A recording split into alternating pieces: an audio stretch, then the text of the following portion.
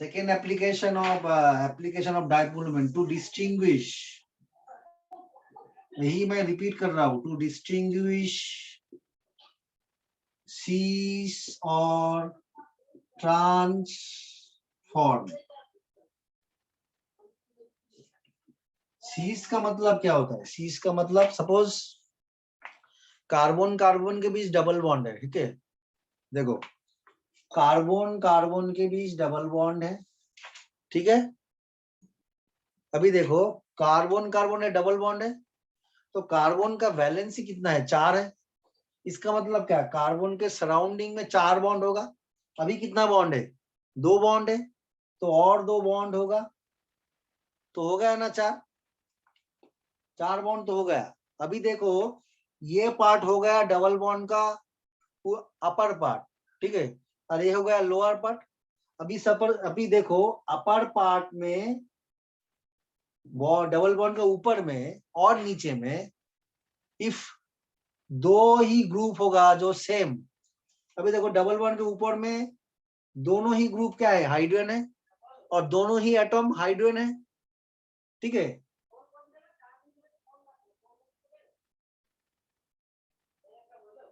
ठीक है, अभी देखो इसको हम और फाइन लिखते हैं ClCl। अभी नीचे देखो डबल बॉन्ड का ऊपर में 2 एटम और ग्रुप सिमिलर जब होता है, और डबल बॉन्ड का नीचे में जो एटम रहेगा और जो ग्रुप ऑफ एटम रहेगा वो जब सिमिलर होता है, तो इसको जियोमेट्रिकल आइसोमर का एक टर्म बोलते हैं हम, उसको बोलते हैं सीस आइसोमर, सीस आइसोमर, ठीक है। अभी यही कंपाउंड को हम लेंगे, यहाँ पे कार्बन कार्बन के बीच डबल बॉन्ड होगा, कार्बन के सराउंडिंग में 4 बॉन्ड होगा। अभी देखो ये डबल बॉन्ड का लेफ्ट हैंड साइड में हम हाइड्रोजन दे देते हैं, ठीक है। अभी इस साइड में हाइड्रोजन नहीं, इसको हम क्लोरीन दे देते हैं, हो गया। अभी यहाँ पे तो क्लोरीन तो लेफ्ट साइड में जो जो एटम था यहाँ पे भी लेफ्ट साइड में वही एटम है। अभी राइट साइड में ऊपर में हाइड्रोजन था, ऊपर में अभी क्लोरीन है, राइट साइड में नीचे क्लोरीन था, अभी हाइड्रोजन है। तभी ऊपर में देखो 2 एटम वो डिफरेंट है, सेम नहीं है। जब डिफरेंट हो जाएगा, जब भिन्न हो जाए, जब डिफरेंट हो जाएगा नीचे का भी और ऊपर का भी, तभी उसको हम क्या कहेंगे? ट्रांस आइसोमर कहेंगे।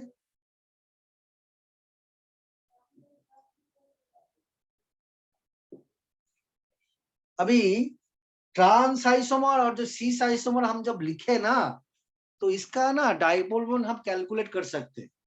डाइपोल मोमेंट जब 0 चला आएगा तो उसको हम ट्रांस कहेंगे। डाइपोल मोमेंट जब नॉन जीरो आएगा तो इसका मतलब 0 नहीं आएगा, तो उसको हम सीस कहेंगे। कैसे होता है देखो,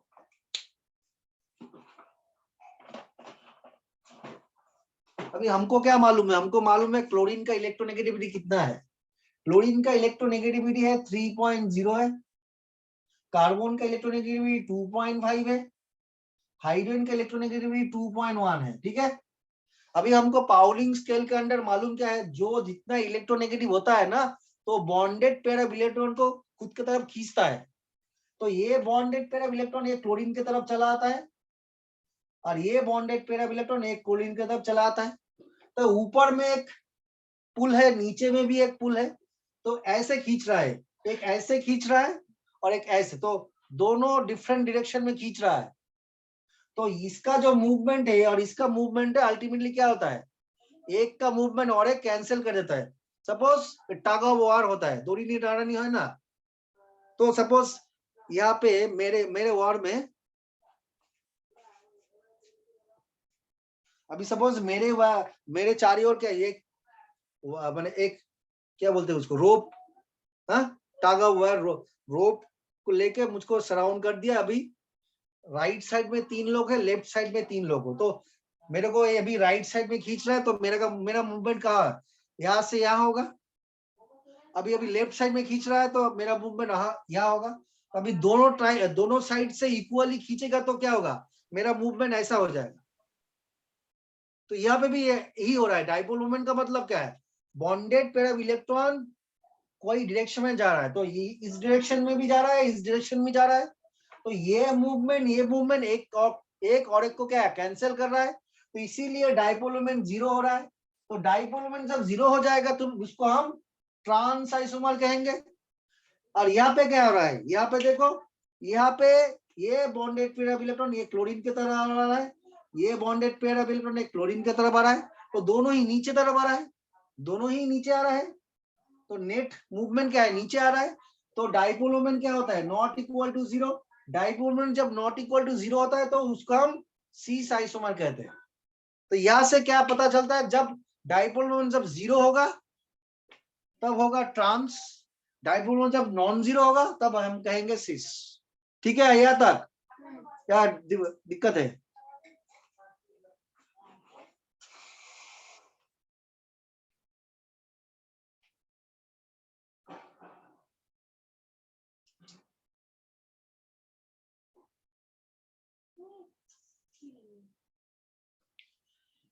टू लोकेट नेक्स्ट, अभी ये हो गया इतना, सबका हो गया तो इरेज कर देते। Next application number C.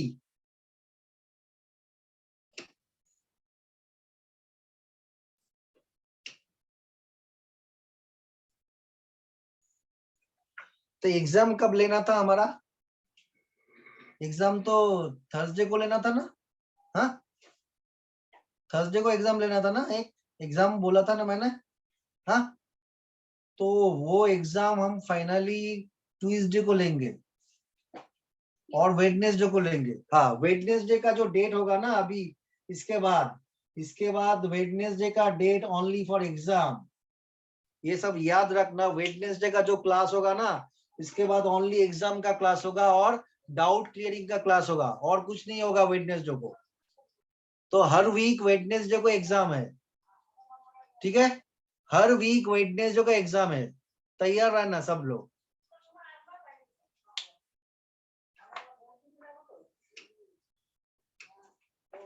तो to locate position of substituents, to locate position of substituents or functional group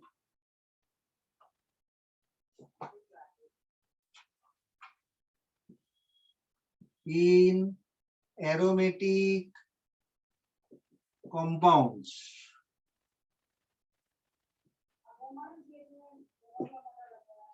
Aromatic যৌগে functional group বা অ্যারোমেটিক যৌগে ফাংশনাল গ্রুপ বা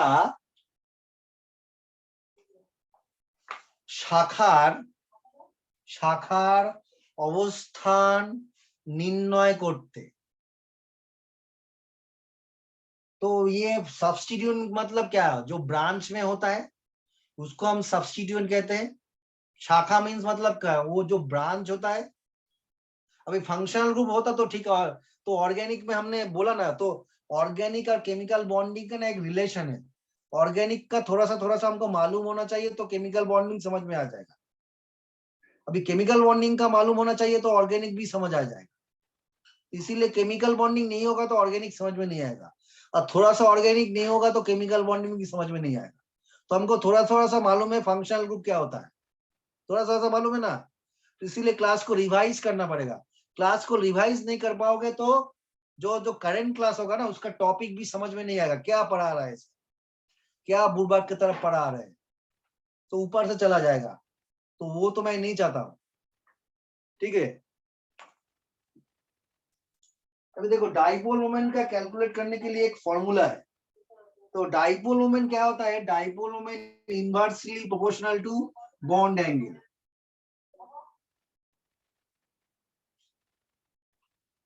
ये होगा एक रिलेशन,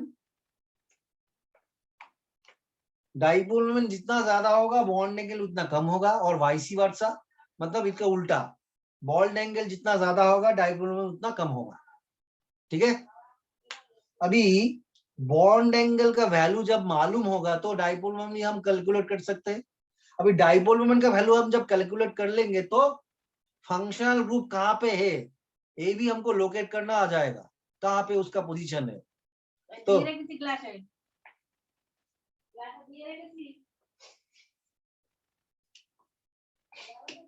यहाँ पे जो बात सब होता है ना, सब रिकॉर्डिंग हो जाता है, तो ये कुछ लोगों को मालूम नहीं है, मेरे घर के लोग को भी मालूम नहीं है।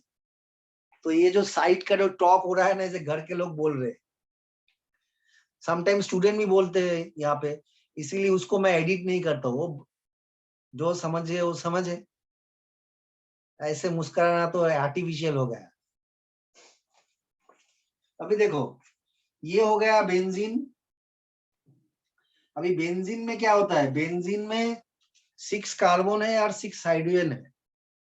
तो यहाँ पे 1 हाइड्रोजन, यहाँ पे 2 हाइड्रोजन, यहाँ पे 3, यहाँ पे 4 हाइड्रोजन, यहाँ पे 5 और यहाँ पे 6ठा हाइड्रोजन है। ठीक है, अभी देखो हमने बोला क्या, बेंजीन का फॉर्मूला है C6H6। देखो अभी स्ट्रक्चर की तरफ देखो।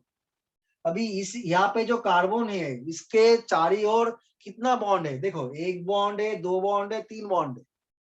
तो कार्बन का वैलेंसी तो 3 नहीं है, कार्बन का वैलेंसी 4 है। तो 4 करने के लिए क्या करेंगे हम, यहाँ पे एक पाई बॉन्ड दे देंगे। तो पाई बॉन्ड जब दे देते हैं तो कार्बन के सराउंडिंग में कितना बॉन्ड है, 1 बॉन्ड, 2 बॉन्ड, 3 बॉन्ड, 4 बॉन्ड। हाँ, ये हो गया सिग्मा बॉन्ड, ये हो गया सिग्मा बॉन्ड, ये हो गया सिग्मा बॉन्ड और ये वाला पाई बॉन्ड। सिंगल बॉन्ड को हम सिग्मा बॉन्ड कहेंगे। जब एक से ज्यादा बॉन्ड हो जाएगा तो उसको हम बाकी में भी वो ऐसे ही करना पड़ेगा, बट ऑल्टरनेटिव पोजीशन में, पास पास में नहीं दे सकते। तो यहाँ पे एक पाई बॉन्ड होगा, यहाँ पे एक पाई बॉन्ड होगा। ठीक है, तो यहाँ पे तीनों पाई बॉन्ड हो जाता है। तो यहाँ पे एक पाई बॉन्ड है, यहाँ पे एक पाई बॉन्ड है। अभी देखो ये पाई बॉन्ड का पोजीशन फिक्स नहीं है, क्योंकि ये बेंजीन रिंग में जो पाई बॉन्ड होता है ना, इसको मैं यहाँ से अभी ड्रॉ कर रहा हूँ। यहाँ पे बेंजीन में जो पाई बॉन्ड है ना, तो उसका एक मूवमेंट होता है। बेंजीन में जो पाई बॉन्ड है वो उसका भी एक मूवमेंट होता है। कैसा मूवमेंट होता है, देखो देखो मूवमेंट क्या होता है। पाई बॉन्ड मतलब तुम सिग्मा बॉन्ड को मूव नहीं करा सकते हो, पाई बॉन्ड को मूव करा सकते हो। क्यों, पाई बॉन्ड थोड़ा सा वीक है, सिग्मा बॉन्ड स्ट्रांग है। तो पाई बॉन्ड क्या करता है, क्लॉकवाइज मूवमेंट कर सकता है और एंटी क्लॉकवाइज। तो ये पाई बॉन्ड जब यहां से यहां चला आएगा तो ये कार्बन के वैलेंसी कितना हो जाएगा, 1 बॉन्ड, 2 बॉन्ड, 3, 4 और यहाँ पे नया एक पाई बॉन्ड 5 हो जाएगा। तो इस कार्बन का वैलेंसी 4 करने के लिए ये पाई बॉन्ड यहाँ से यहाँ चला रहा है क्लॉकवाइज। सिमिलरली ये पाई बॉन्ड यहाँ से यहाँ चला आएगा। तो यहाँ पे क्या हो रहा है, पाई बॉन्ड एक पोजीशन से और एक पोजीशन में जा रहा है। तो इसको हम क्या कहते हैं, इसको हम कहते हैं delocalization of pi bonded electron और lone pair of electron equal to resonance. Pi বন্ধন উপস্থিত ইলেকট্রন বা নিঃসঙ্গ ইলেকট্রন জোড়ের, পাই বন্ধন উপস্থিত ইলেকট্রন বা নিঃসঙ্গ ইলেকট্রন জোড়ের এক জায়গা থেকে অন্য জায়গায় স্থানান্তরিত হওয়াকে रेजोनेंस बोले।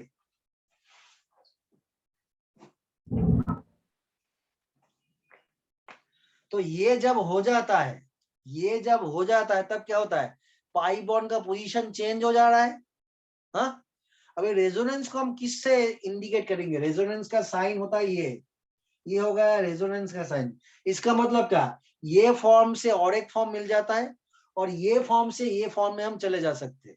तो यहाँ पे जो नया फॉर्म होगा वो क्या होगा,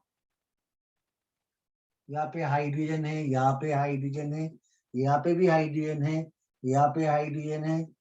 तो 6 कार्बन में 6 हाइड्रोजन है। तो ये पाई बॉन्ड यहाँ से यहाँ आ रहा है, तो पाई बॉन्ड यहाँ पे चला आ रहा है, ये पाई बॉन्ड यहाँ पे चला आएगा, ये पाई बॉन्ड यहाँ पे। देखो ऑल्टरनेटिवली हो रहा है, एक पोजीशन को छोड़ के और एक पोजीशन में। तो एक पाई बॉन्ड और एक पाई बॉन्ड में एक गैप है। हाँ, इस गैप के लिए हम क्या कहते हैं, इसको कहते हैं कॉन्जुगेटेड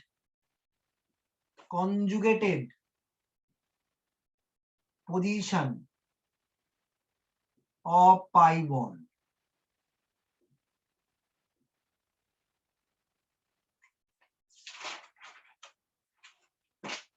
इसको हम बंगाली में नहीं लिख सकते। कॉन्जुगेटेड मतलब क्या होता है, एक पोजीशन को छोड़ के और एक, অল্টারনেটিভলি একের পর আরেকটি, একটি গ্যাপ দিয়ে আরেকটি। तो अभी देखो इसको हम एंटी क्लॉकवाइज जब मूव कराएंगे तो alternate position occupied by the pi bond is called conjugated pi bond.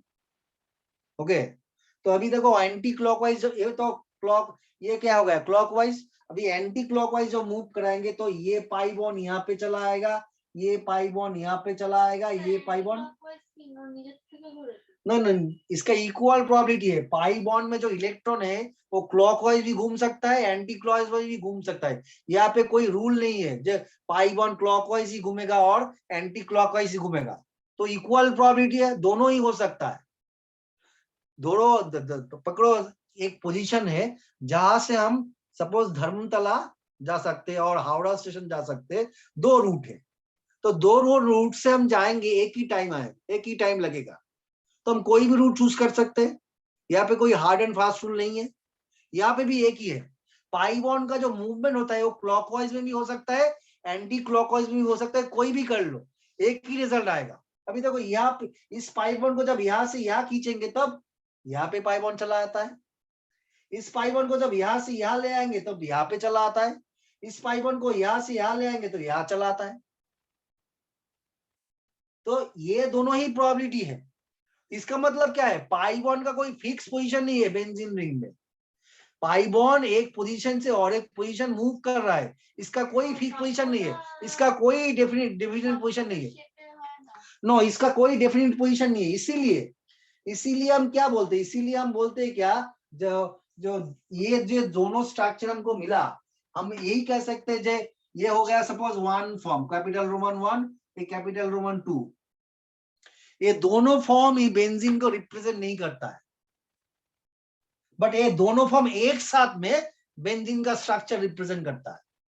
ये वन फॉर्म जो हो रहा है वो बेंजीन को एक स्ट्रक्चर को एग्जैक्टली रिप्रेजेंट नहीं करता है, और two structure only can not represent the structure of benzene.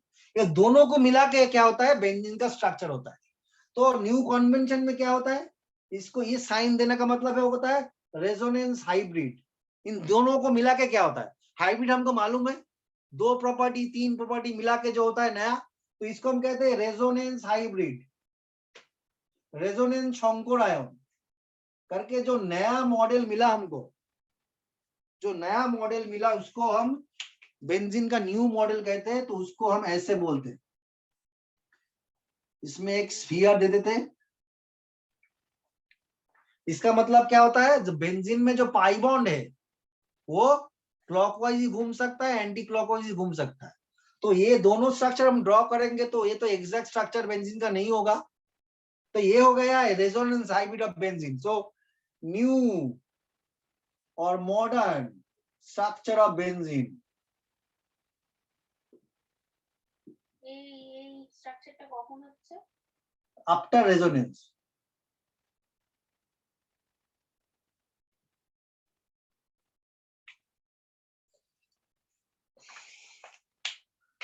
तो ये दोनों स्ट्रक्चर करके ये जो रेजोनेंस हाइब्रिड हमको मिला, इसको लिख के हम इसके बाद क्या लिखेंगे, ये हो गया ना, हो गया ना। अभी यहाँ पे हम लिखेंगे, यहाँ पे लिखेंगे स्ट्रक्चर 1 और 2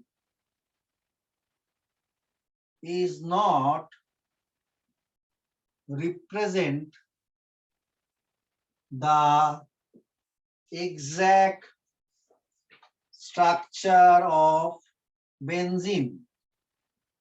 এক নম্বর অথবা 2 নম্বর গঠনটি বেনজিনের সঠিক গঠন বোঝাতে পারে না। So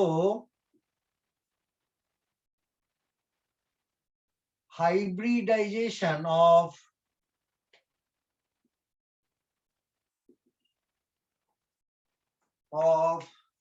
structure 1 and 2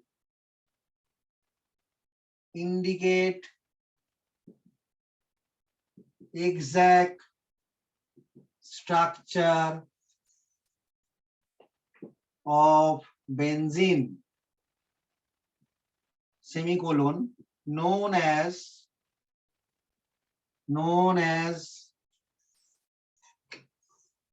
Kekulé structure of benzene. Kekulé structure of benzene.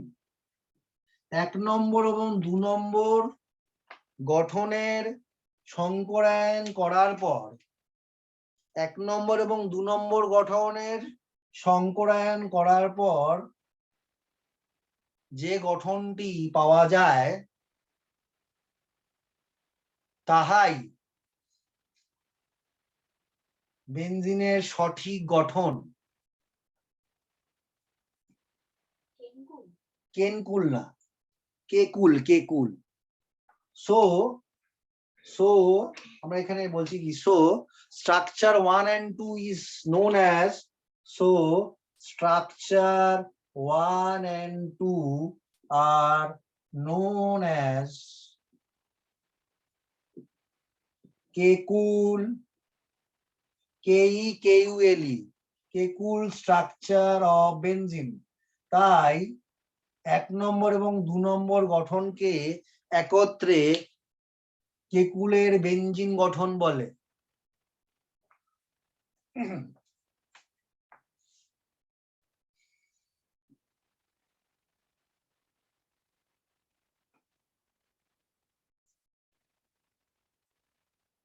तो जो वाला हमने लिखा है ना सी में, mu inversely proportional 1 by bond angle, तो वहां पे जो सी में पहले वाला जो चीज है वो हम कराएंगे अभी।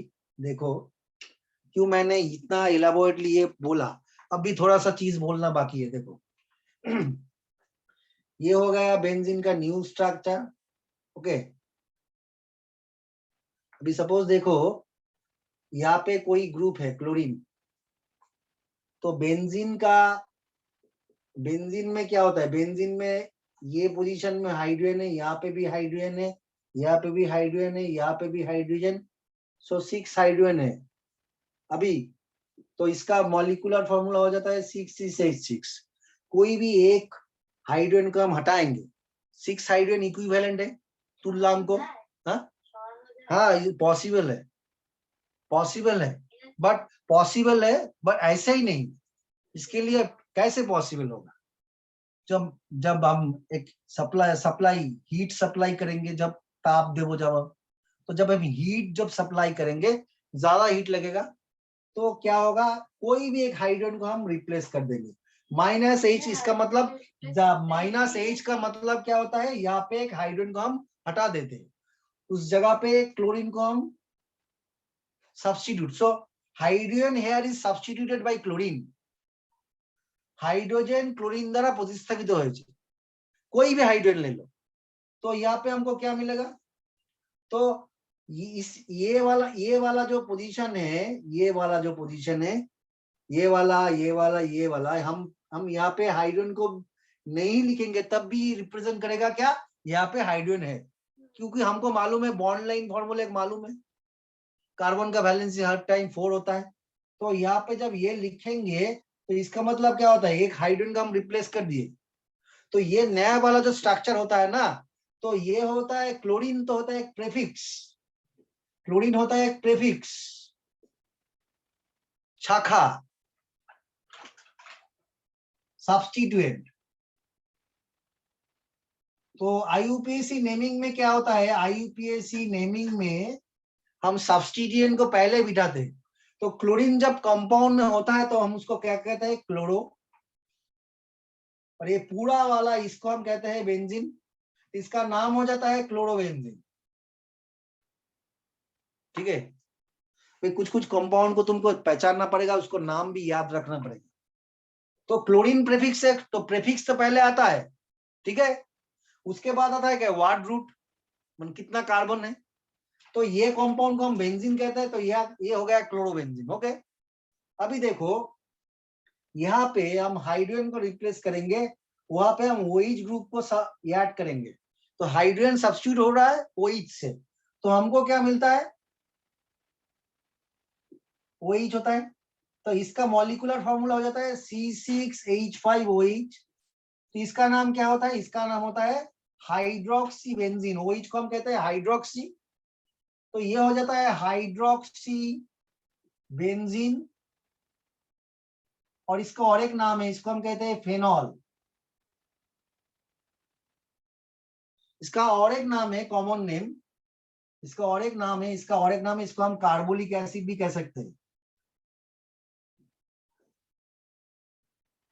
इसका जो स्मेल होता है ना, इसका स्मेल से ना सांप भाग जाता है, इसीलिए सांप को भगाने के लिए कार्बोलिक एसिड, फेनॉल हमको जरूरत होता है। अभी दुकान में तुम जाके बोलोगे मुझको फेनॉल दे दो, तो उस आदमी को समझ में नहीं आएगा। अभी दुकान में ये जो सेल रहा है ये भी ठीक नहीं है, ठीक है, बिकॉज ये जो फेनॉल है ना थोड़ा सा कॉरोसिव है। हाथ में गिरता है ना, हाथ हाथ हाथ बर्न हो जाता है, हाथ सफेद हो जाता है, स्किन में जो मेलानिन होता है वो डिस्ट्रॉय हो जाता है, हाथ एकदम सफेद, और बहुत पेन होता है। ठीक है, तो यहाँ पे इसको हम कहते हैं C6H5OH, और इसका फॉर्मूला हो जाता है C6H5Cl। नेक्स्ट, यहाँ पे जब हम हाइड्रोजन को रिप्लेस करके, जब हम NH2 ग्रुप को एंटर करेंगे, तब ये हो जाएगा बेंजीन रिंग विथ NH2। इसको हम कहेंगे एनिलीन।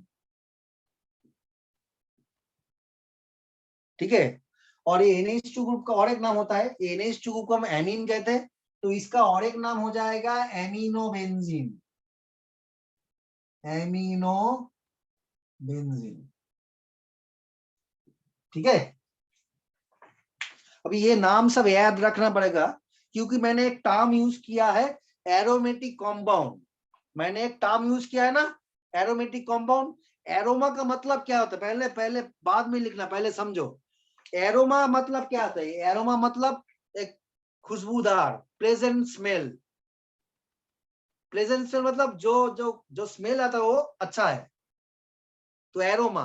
तो ये जो कंपाउंड होता है ना, ये क्लोरोबेंजीन हुआ, ये फेनॉल हुआ, ये एनिलीन हुआ, ये ईच कंपाउंड का ना एक कैरेक्टरिस्टिक स्मेल है। इसका स्मेल अलग है, इसका स्मेल अलग है, इसका स्मेल अलग है, बट इसका सबका स्मेल खुशबूदार नहीं होता है, बहुत अच्छा नहीं होता। इसका मतलब नहीं है जब हम बॉडी में क्लोरोबेंजीन डाल के हम रास्ते में चले आएंगे बहुत अच्छा खुशबू मिले, ऐसा नहीं होता है।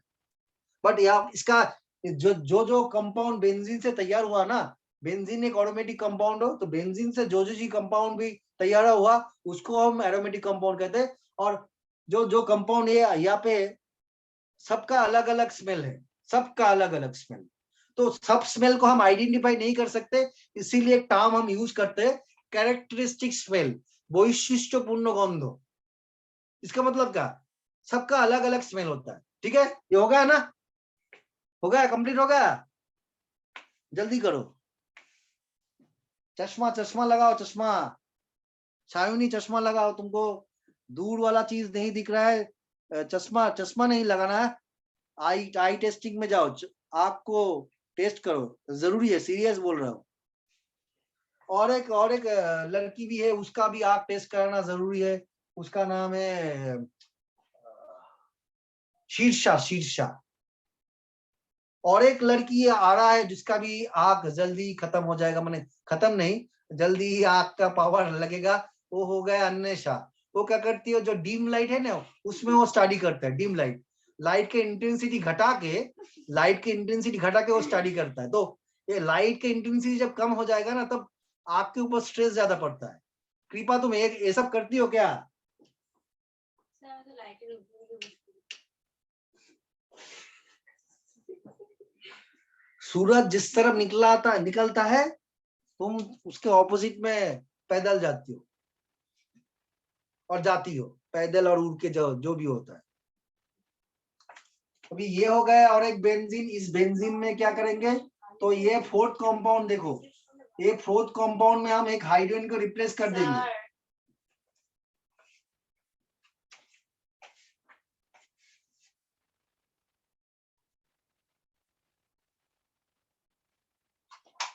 ये फोर्थ कंपाउंड में क्या करेंगे, बेंजीन का एक हाइड्रोजन को हटा देंगे।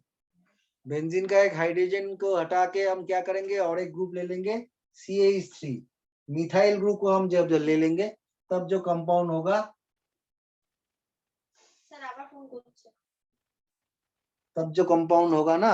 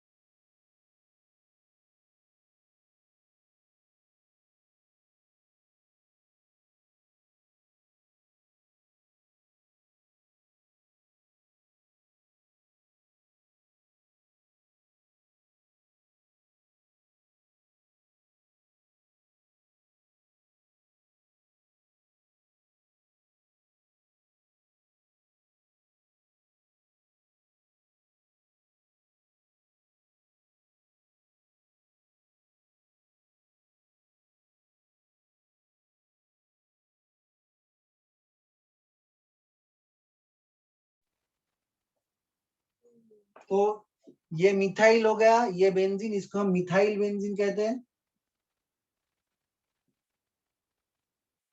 और इसका जो ट्रिवियल नेम और कॉमन नाम है, जो नाम को इससे हम पहचान, माने सब लोग पहचानते हैं, इसका नाम होता है टोलुइन।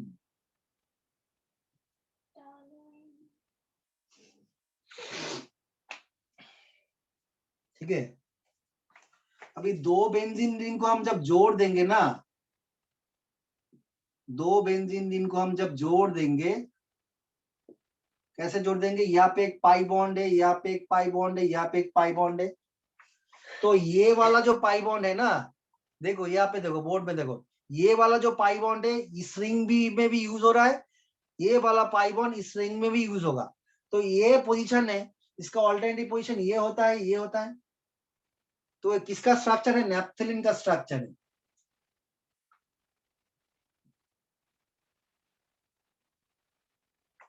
कितना कार्बन है, 1 2 3 4 5 6 7 8 9 10, C10।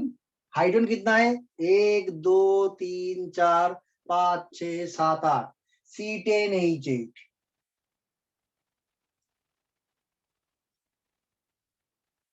ठीक है। सर हाइड्रोजन तो हम लोग फिर देखो यहाँ पे एक हाइड्रोजन है, यहाँ पे एक हाइड्रोजन है, यहाँ पे एक, यहाँ पे एक हाइड्रोजन है, यहाँ पे कार्बन की করে বুঝলে जो वाला जो पोजीशन जहाँ पे एक पिक दिखता है, जहाँ पे एक एज आता है, जहाँ पे एक एज आता है, एज जो जितना जितना ये एज आता है ना, दो लाइन जब एक पोजीशन में मीट करता है ना, वही कार्बन है। सपोज ये एक लाइन है, ये एक लाइन है, तो यहाँ पे कार्बन है, यहाँ पे भी कार्बन है, यहाँ पे भी कार्बन है। ये इसको हम बॉन्ड लाइन फॉर्मूला कहते हैं, बॉन्ड लाइन फॉर्मूला। ट्रायंगल होला ट्रायंगल नहीं होता है ना, শুধু বেনজিন আর ना ट्रायंगल होता है, जब ट्रायंगल होता है तो उसका नाम डिफरेंट होता है, तो हम आएंगे वहां पे।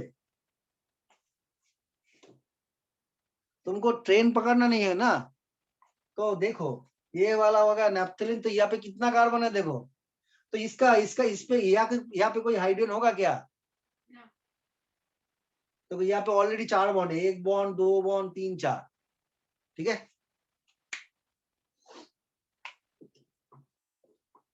अभी जब हम आ रहे थे तो उसमें वो सी वाला पॉइंट जो था, उससे हम तो एक हिस्ट्री कर दिए ना, कितना पेज चला गया उसमें,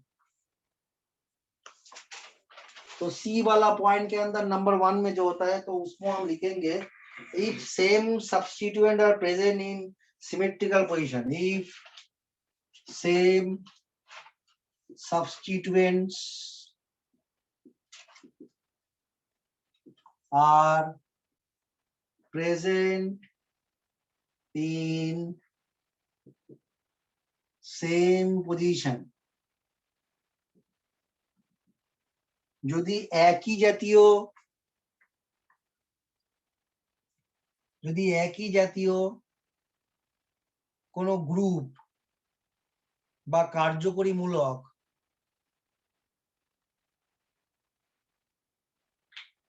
একে অপরের সাপেক্ষে একই স্থান যদি অধিকার করে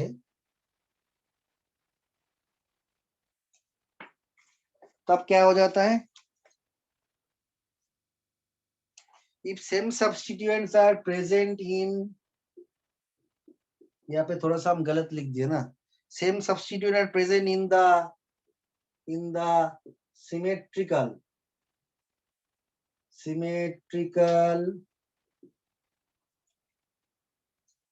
position,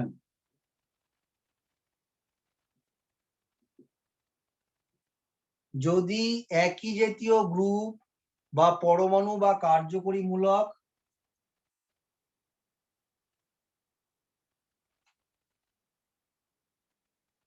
একে অপরের প্রতি সমস্থানে উপস্থিত থাকে, একে অপরের প্রতি সমস্থানে উপস্থিত থাকে, কমা মিউ means dipole moment, ধ্রুবীয় ভ্রামক, mu dipole moment of benzene ring compound, mu of benzene ring compound will be 0, তখন বেনজিন দ্বারা যে যৌগগুলো উৎপন্ন হয়েছে, বেনজিন থেকে যে যৌগগুলো উৎপন্ন হয়েছে বা বেনজিন বলায় অন্যান্য গ্রুপ যুক্ত থাকলে তাহার ধ্রুবীয় ভ্রামক মিউ ইকুয়াল টু 0 হয়ে যায়। एग्जाम्पल, ये हो गया बेंजीन, ठीक है। अभी देखो यहाँ पे एक हाइड्रोजन का हम हटा देंगे, सब्स्टिट्यूट करके वहां पे एक क्लोरीन देंगे, ठीक है। अभी देखो ये हो गया क्लोरीन, ठीक है। इसको हम फंक्शनल ग्रुप भी कह सकते हैं, कार्यकरीमूलक, और सब्स्टिट्यूट भी कह सकते हैं, मतलब एक ग्रुप है जो फंक्शनल ग्रुप नहीं है। तो बेंजीन रिंग का एक सिस्टम है, नाम का एक सिस्टम है। बेंजीन रिंग में ऐसा कोई ग्रुप होता है जिसको हम रेफरेंस पकड़ लेंगे और स्टैंडर्ड पकड़ लेंगे, तो ये ग्रुप जिस कार्बन से अटैच होगा उसका फर्स्ट लेफ्ट मतलब ये वाला, और उसका फर्स्ट राइट मतलब ये वाला, इसको हम क्या कहेंगे, इसको हम कहेंगे ऑर्थो पोजीशन,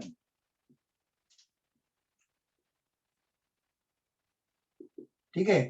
अभी क्लॉकवाइज जब चले आएंगे ना, क्लॉकवाइज, तो ये हो गया रेफरेंस और सेंट्रल एटम केंद्रीय परमाणु, बिकॉज फंक्शनल ग्रुप जो कार्बन से अटैच होगा ना उस कार्बन को हम क्या कहेंगे, सेंट्रल एटम और केंद्रीय परमाणु। सीए मतलब सेंट्रल एटम केंद्रीय परमाणु, तो उसका जो फर्स्ट राइट में पोजीशन होगा क्लॉकवाइज उसको ऑर्थो कहेंगे, और एंटी क्लॉकवाइज जब कहेंगे तब भी उसको हम ऑर्थो कहेंगे।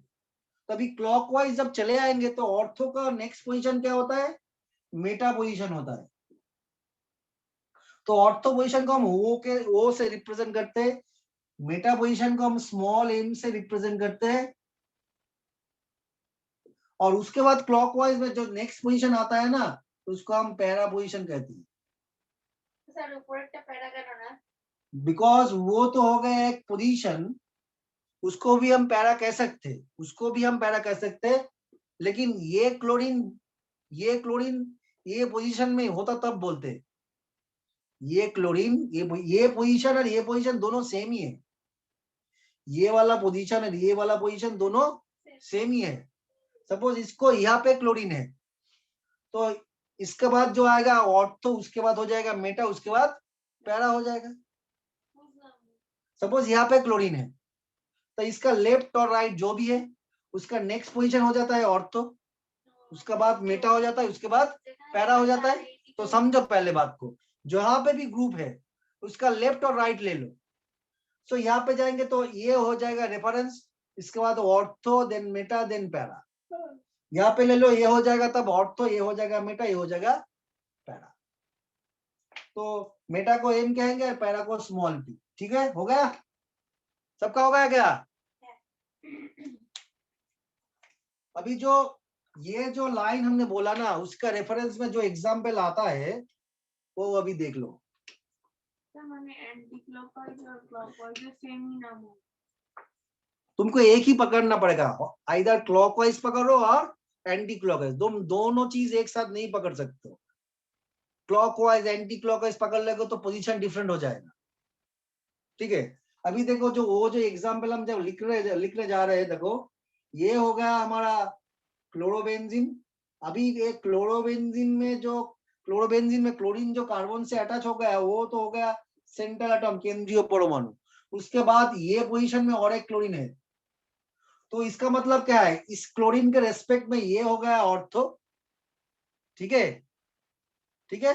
अभी तुम ये दोनों ग्रुप तो सेम ही है, तो अभी ये क्लोरीन को जब ये फंक्शनल ग्रुप पकड़ेंगे तो ये हो जाएगा सेंट्रल एटम, तो उसका लेफ्ट पोजीशन, देन इसको हम ऑर्थो कह सकते हैं। इसका मतलब क्या है, दोनों ग्रुप जब सेम ही होगा, दोनों ग्रुप जब सेम होगा तो इसके रेस्पेक्ट में ये हो जाएगा ऑर्थो, इसके रेस्पेक्ट में ये हो जाएगा ऑर्थो। इसका मतलब क्या है, पास पास में जो एडजेसेंट कार्बन जब होता है, पास पास में कार्बन जब होता है, तो एक पोजीशन को हम रेफरेंस पकड़ लेंगे, उसका नेक्स्ट पोजीशन हो जाएगा ऑर्थो। तो इस डायरेक्शन में ऑर्थो हो सकता है, इस डायरेक्शन में भी ऑर्थो हो सकता है।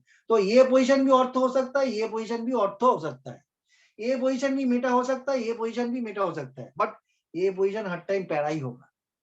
ठीक है, तो इस क्लोरीन के रेस्पेक्ट में ये हो गया ऑर्थो में, और इस क्लोरीन के रेस्पेक्ट में ये हो गया ऑर्थो में, तो इसको हम क्या कहेंगे, ऑर्थो।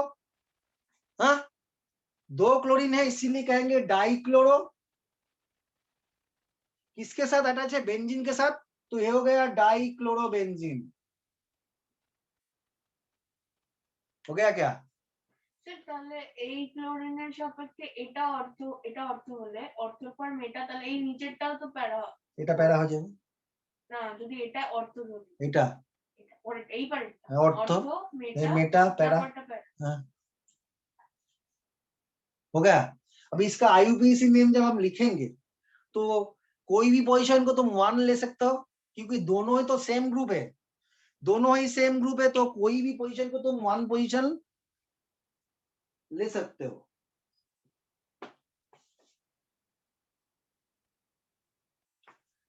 तो सपोज ये वाला पोजीशन को सपोज हम 1 ले लेते हैं, सपोज ये वाला पोजीशन 1 हो गया, ये हो गया 2, ये हो गया 3, ये हो गया 4, ये हो गया 5, ये हो गया 6। तो क्लोरीन तो प्रीफिक्स है, ये तो कोई फंक्शनल ग्रुप नहीं है, तो प्रीफिक्स का नाम पहले आता है, तो इसका आईयूपीएसी नेम क्या होगा, A1,2, बिकॉज 1 पोजीशन में भी क्लोरीन है, सेकेंड पोजीशन में क्लोरीन था, 1,2 डाइक्लोरो, दो क्लोरीन है, 1,2 डाइक्लोरोबेंजीन। तो ये वाला हो गया आईयूपीएसी नेम, और ये हो गया ट्रिवियल नेम। ठीक है, ट्रिवियल नेम, ट्रिवियल का मतलब कॉमन, जिसको हम पहचानते हैं, उसको अलग ही नाम है, जिसको याद रखना पड़ेगा, जिसको हमको याद रखना पड़ेगा। ठीक है, ये तो हम आईयूपीएसी नेम का मतलब क्या है, इसका एक रूल है, तो हम इजीली लिख सकते हैं, बट ट्रिवियल नेम क्या होता है, उसको हमको याद रखना पड़ता है। फिनॉल, फिनॉल कहेंगे तो उसका तो आईयूपीएसी नेम अलग है ना, हाइड्रोक्सी बेंजीन। तो फिनॉल जो नाम है ना, उसको याद रखना पड़ेगा। ठीक है, अभी देखो क्लोरीन का पोजीशन को हम फिक्स रखेंगे, क्लोरीन का जो पोजीशन है वो फिक्स रखेंगे, ये क्लोरीन का पोजीशन हम फिक्स रखते हैं, तो ये हो गया ऑर्थो, ये हो गया मेटा। तो ये मेटा में एक क्लोरीन है, तो ये क्लोरीन को रेफरेंस लेके ये हो गया मेटा। उल्टा भी हो सकता है, ये क्लोरीन को तुम रेफरेंस ले लो तो इसका पोजीशन, ये पोजीशन होता है ऑर्थो, ये हो गया मेटा। तुम जो भी ले सकते हो। तो सपोज ये पोजीशन को 1 लेते हैं, 1, तो कोई भी एक तो फिक्स करना पड़ेगा ना। तो यहाँ पे मेटा में क्लोरीन है, तो ये तो क्लोरोबेंजीन मालूम है, तो बट ये क्लोरीन मेटा में है, तो इसको हम क्या कहेंगे, मेटा डाइक्लोरोबेंजीन। ये हो गया इसका ट्रिवियल नेम। और आईपीसी नेम क्या हो जाएगा, 1 पोजीशन में क्लोरीन है, 3 पोजीशन में क्लोरीन है, तो इसका नाम हो जाएगा 1,3 डाइक्लोरोबेंजीन।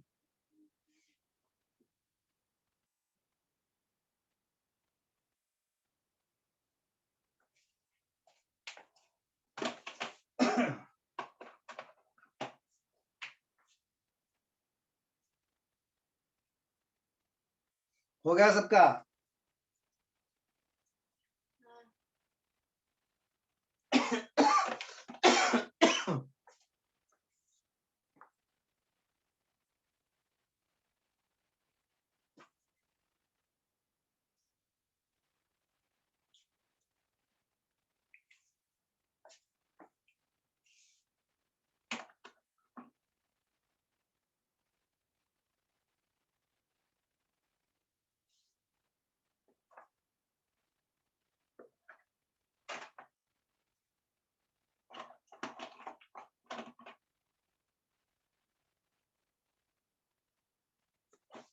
अभी ये 1 पोजीशन में क्लोरीन को फिक्स रखेंगे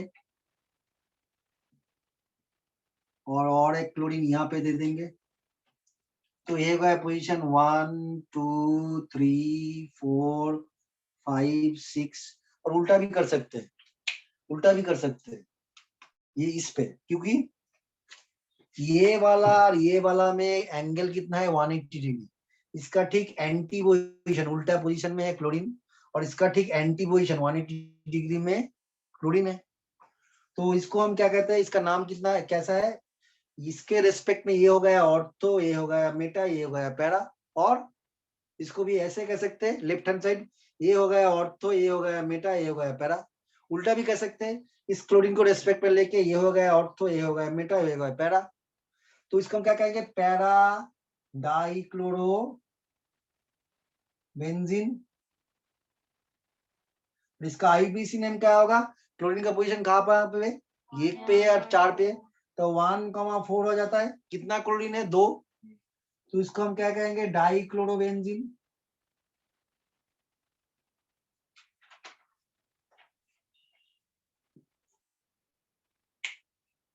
हो गया।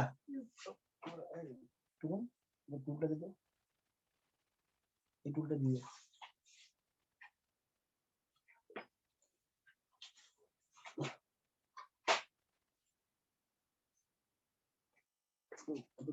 শুয়ে যাচ্ছে আধা ঘন্টা, আমার কত ভালো লাগে, কি বলছি, আমি কত ভালো লাগে, আমার তো আমার সবসময়, আমার সবসময় আমি শুয়ে থাকি। হ্যাঁ,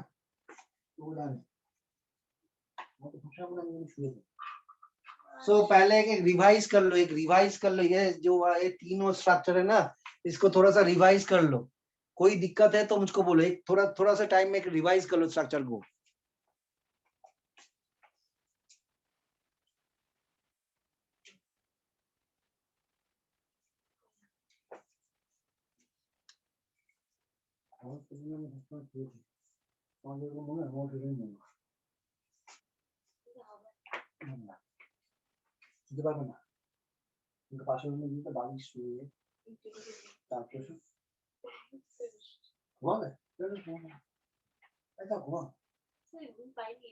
আমার টাকা যে পরিষ্কার বেরোতে পারে না, এগুলো আমি লুজ বল ছাড়ি, যদি নিয়ে নেয় তাকে তো আমি ধাম করে মেরে দেবো। এখানে যদি বলতে আমি ঘুমাবো, মারতাম এক চর। একজন বলছে, আমি একজনকে বলছি মানে এরকম বসে আছে, আমি ক্লাস 10 এর স্টুডেন্ট, হ্যাঁ, রিসেন্টলি কিছু সম্পর্কে বলি, কোন একটা গার্লফ্রেন্ডের সাথে দেখা করতে যাবো, পাঠিয়ে দিলে চলো তোমরা যাই, চল তোমরা যাই, চল, হ্যাঁ চলো, ধাই করে 70 টাকা মারলাম।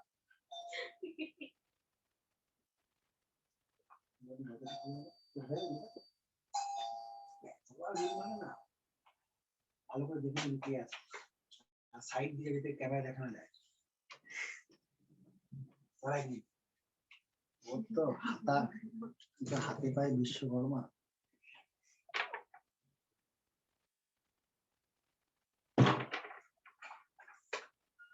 আমার জ্যাকেট যে পরেছে সে তো গেল ও জ্যাকেটটাকে উল্টো করে পরে এইভাবে তুলে দিয়েছি না উল্টোকে নিয়ে নিতাম ঠিক আছে আমি সমস্যা বুঝি সব এই জন্য আমি টুলটা দিলাম টুলটা আমি কি বুঝি তো বুঝি না হ্যাঁ এবং মুখটা ঢাকাটাই বাকি আছে মুখে কালি দিলে আরো ভালো হবে কালি নিয়ে আসতে হলো ছোটা ভালো রং করতে পারে বেশি উঠাবি না ফুলটা ওকে দিয়ে দাও আরেকটা এদিকে এরকম করলে কি এটা বুঝেও না মুখে গ্যাস বেরিয়ে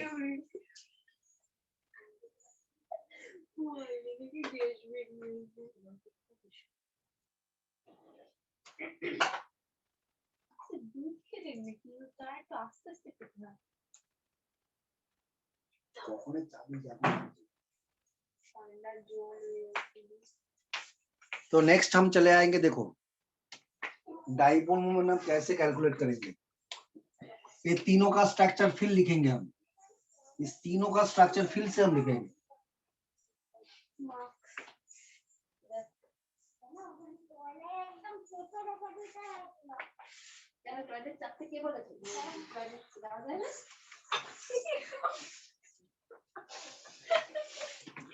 इन तीनों का स्ट्रक्चर हम फिर से लिखेंगे फिर से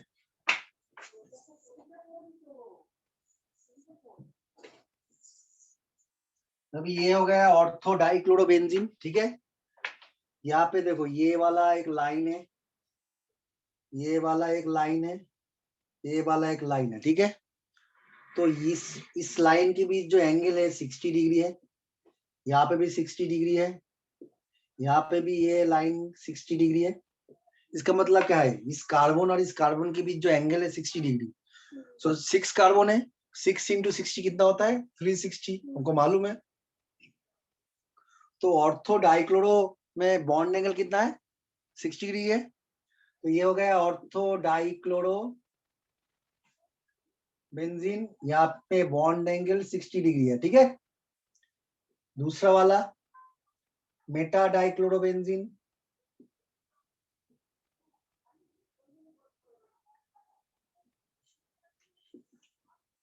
तो यहाँ पे बॉन्ड एंगल कितना है 120 डिग्री 60 + 60 हाँ तो ये हो गया मेटा डाइक्लोरोबेंजीन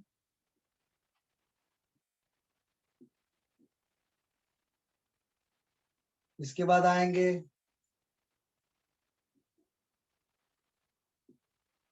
पैरा डाइक्लोरोबेंजीन यहाँ पे बॉन्ड एंगल कितना होता है 180 डिग्री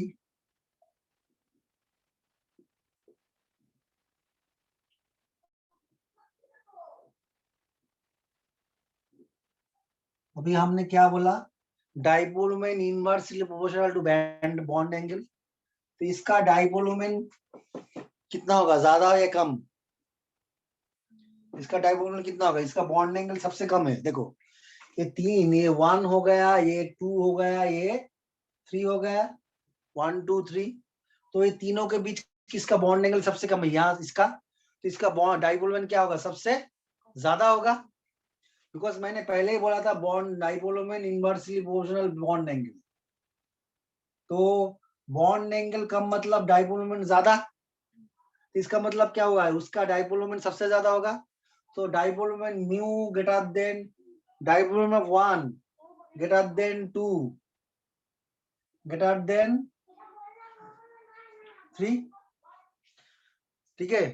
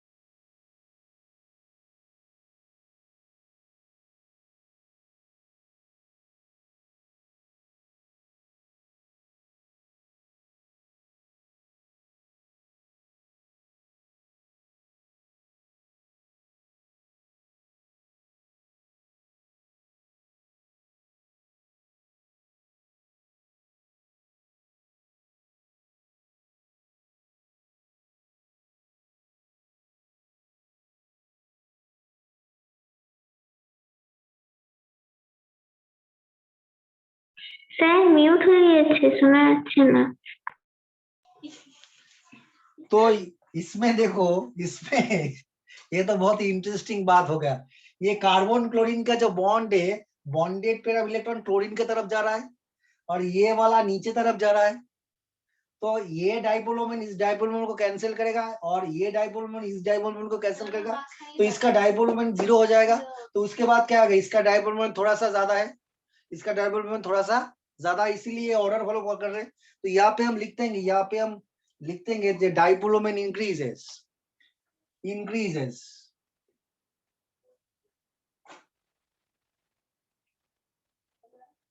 ठीक है।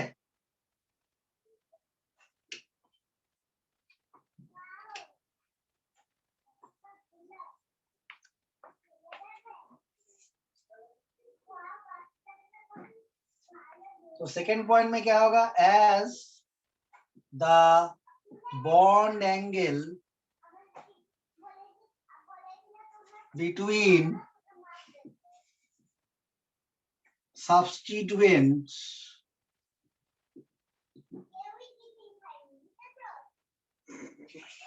increases, bond angle decreases.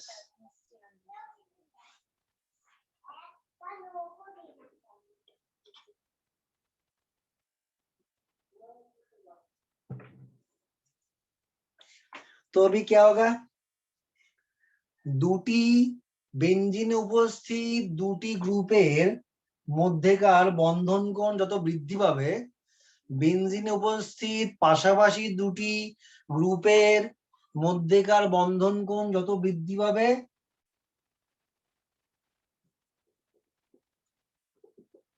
Dipole moment decreases, ধ্রুবীয় ভ্রামকের মান হ্রাস পাবে। ये थोड़ा सा गलत लिख दिए थे। अभी लास्ट वाला जो एप्लीकेशन है ये थोड़ा सा बहुत ही, ये जो सी वाला जो एप्लीकेशन है ना, ये तो बहुत ही इंपॉर्टेंट है, एग्जाम में बहुत टाइम आता है, ठीक है। सी वाला और डी वाला, सी वाला डी वाला दोनों ही एग्जाम में आता है। तो डी वाला आप जब लिखेंगे, देखो डी वाला जो एप्लीकेशन है, calculation of percentage of ionic character, আয়নীয় বৈশিষ্ট্যের শতকরা পরিমাণ গণনা, আয়নীয় বৈশিষ্ট্যের শতকরা পরিমাণ গণনা।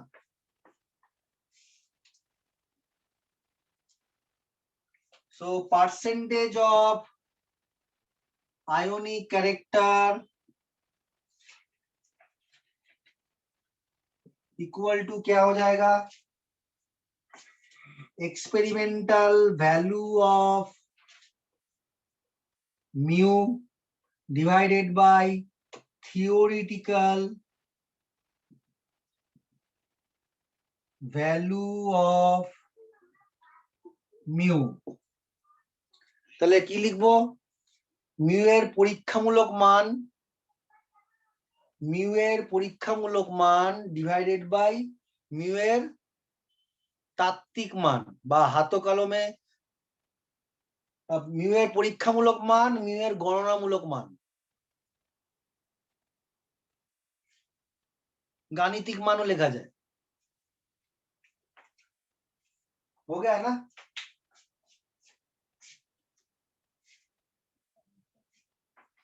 अभी देखो इस ये जो फॉर्मूला में अभी अभी लिखा है ना, इसके ऊपर बेस करके एक न्यूमेरिकल भी है। देखो न्यूमेरिकल हम कैसे कर, वही न्यूमेरिकल है। तो न्यूमेरिकल में क्या होता है, एमसीक्यू आएगा तो उसमें 4 ऑप्शन होगा। हाँ স্যার একটু জয়েন করবেন পরিষদকে। করে দিয়েছি।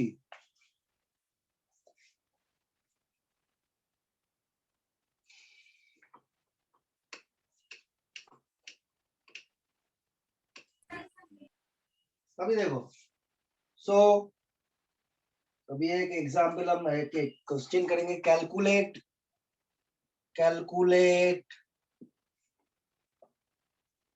the mu of HCl full stop if question mark if bond distance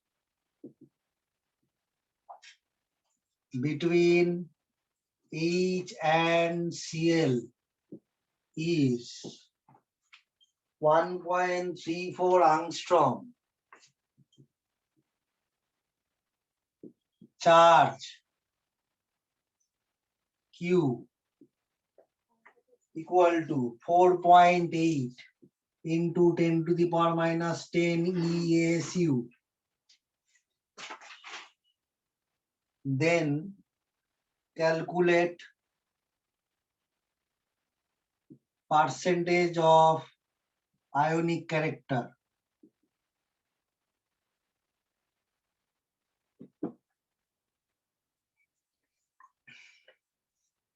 If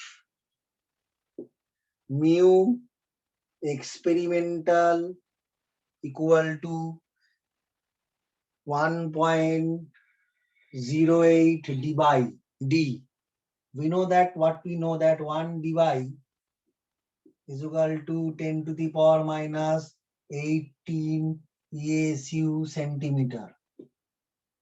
ये हो गया डाइपोल मोमेंट का यूनिट एकॉक. ठीक है, कॉपी कर लो फिर हम करेंगे.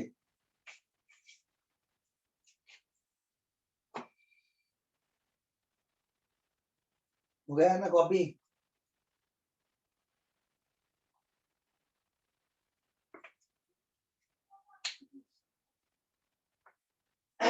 जल्दी करो जल्दी.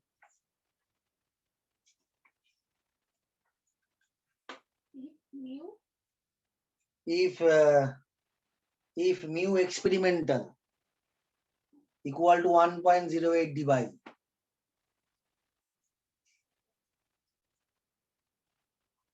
ठीक है.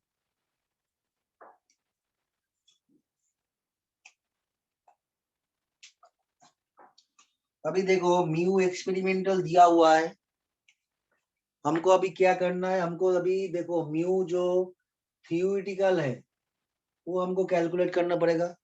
म्यू थियोरिटिकल, म्यू का फॉर्मूला हमको मालूम है Q इंटू डी और E इंटू डी. Q मतलब चार्ज, E भी मतलब चार्ज होता है. Q is equal to E is equal to charge.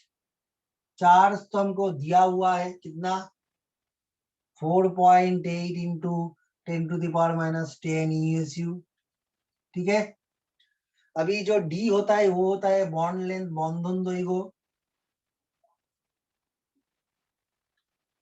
वो कैसा है 1.34 आंगस्ट्रॉम. आंगस्ट्रॉम को हमको सेंटीमीटर में कन्वर्ट करना पड़ेगा. तो 1.34 आंगस्ट्रॉम मतलब 1.34 into 10 to the power minus 8 centimetre. ठीक है, हो गया. अभी ये वैल्यू यहाँ पे हम पुट कर देंगे. ठीक है,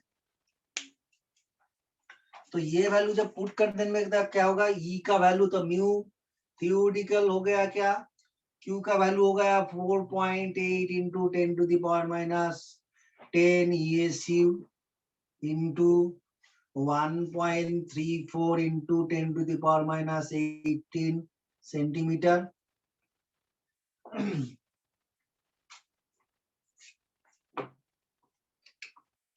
अभी ये जब कैलकुलेशन करेंगे ना 4.8 इंटू 1.34 तो कितना आएगा, 4.8 इंटू 1.34 तब चला आएगा ऑलमोस्ट 24, 25, 26, 6 तो 2 8 के 9 10.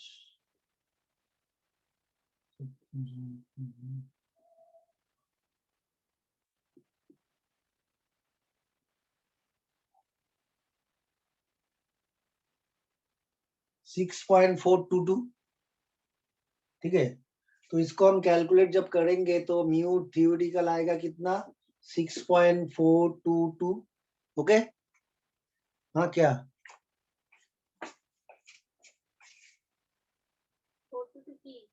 6.422.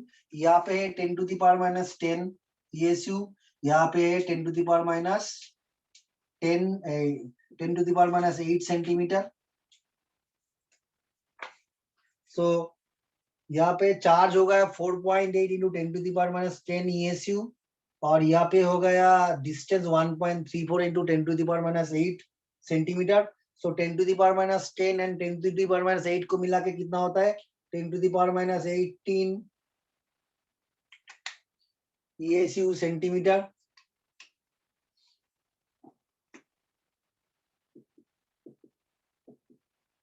ठीक है, अभी हम बैठा देंगे परसेंटेज ऑफ आयोनिक कैरेक्टर।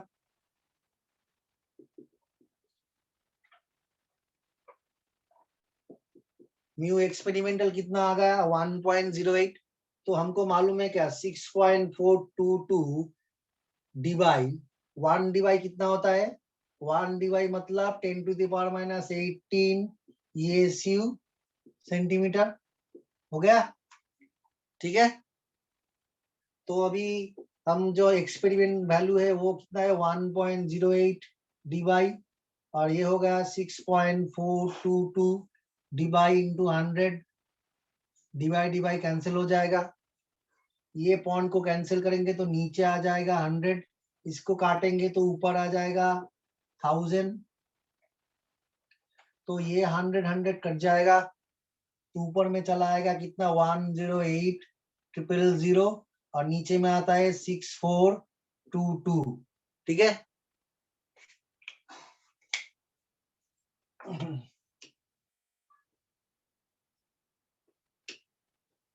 तो इसको हम अब डिवाइड करेंगे राफ में। तो ये हो गया 6422 और ये हो गया 108,000। इसके हम 1 से करेंगे तो ये आ जाएगा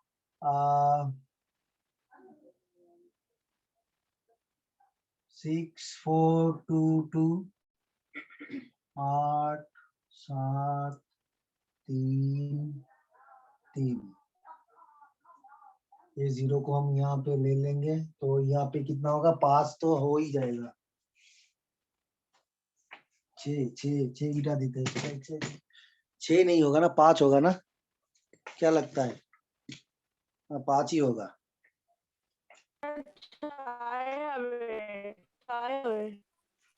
6 होगा। 6 होगा। 6 कर ले तो 36 हो जाता, ज्यादा हो गया ना? हाँ, तो इसे इसमें 5 बिठा देंगे। Sir, 108 divided by 6.422 হবে। 614 कहाँ से आ गया? আরে স্যার আমি বলছি যে কি স্যার 6.422 দিয়ে ডিভাইড করছি তো। 6422 দিয়ে ডিভাইড করছি। স্যার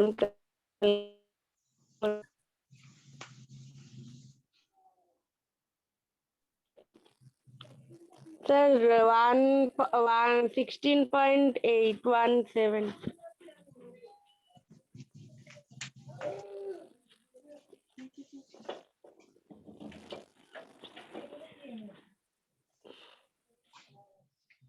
सिक्स 1.08 ऊपर में कितना है? फिर से करता हूँ, देखो 1.08 नीचे आता है 6.422 इंटू 100 आता है।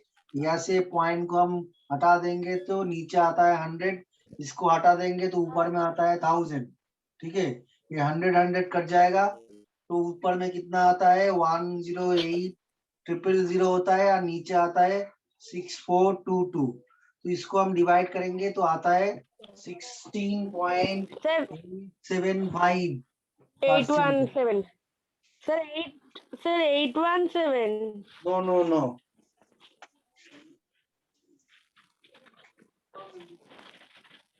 तो परसेंटेज में ऐसा आता है। तो अभी एक प्रॉब्लम हम देंगे, उसको तुम लोगों को करना पड़ेगा अभी। ठीक है, ये हम इरेज कर देते हैं।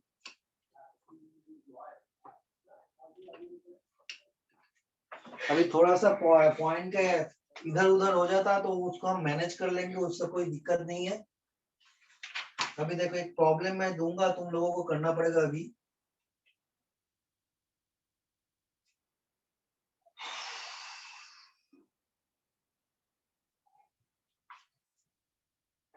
एक 10 प्रॉब्लम मैं भेज रहा हूँ, 10 मिनट में करके हमको दिखाओ, ठीक है। अभी मैं 10 प्रॉब्लम भेज रहा हूँ, अभी 10 मिनट में हमको करके दिखाओ अभी यही, ठीक है। क्या है 817 817 आ रहा है, ठीक है, मेरे से भी गलत हो सकता है ना। 16.817 लिख लो, कैलकुलेटर यूज नहीं करना, ठीक है। मेरे सामने कैलकुलेटर यूज करेगा तो मैं सीज कर लूंगा। अभी 10 प्रॉब्लम का एक डीपीपी मैं अभी भेज रहा हूँ, उसको जल्दी जल्दी करो।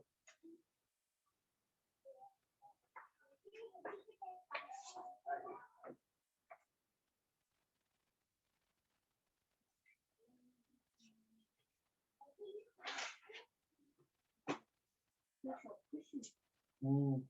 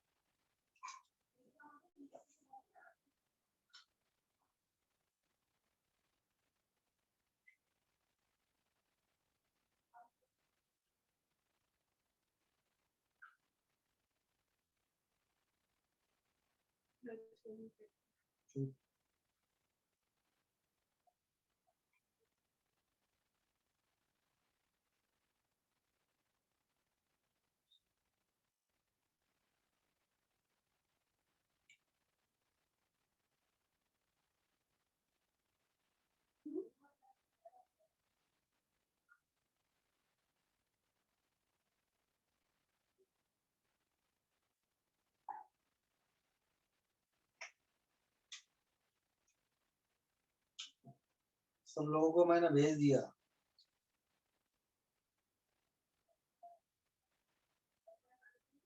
স্যার আমি পাইনি স্যার। স্যার এখনো আসেনি। আসবে আসবে।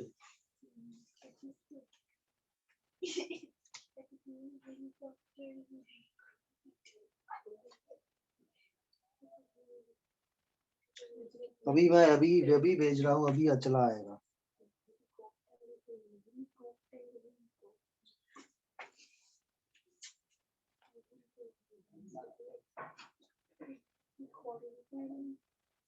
স্যার গ্রুপে পাঠালে না পার্সোনালে?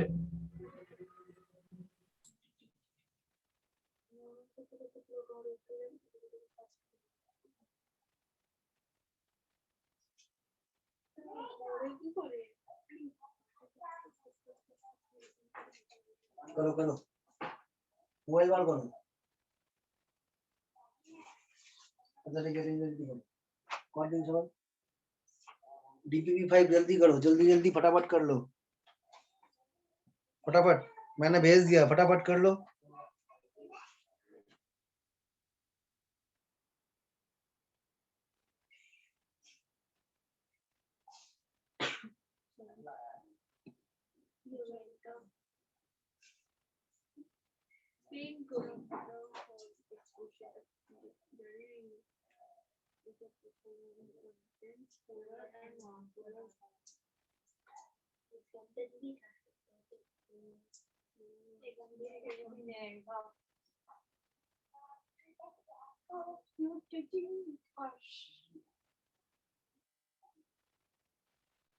टेन मिनट्स में 10 प्रॉब्लम करना है अभी, जल्दी करो, टाइम वेस्ट मत करो, या ये गॉसिप करने का जगह नहीं है।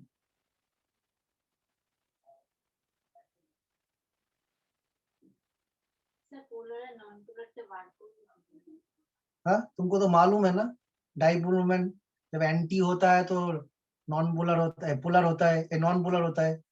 जब डाइपोल मोमेंट एक का वैल्यू और एक से कैंसिल नहीं होता है तो पोलर होता है।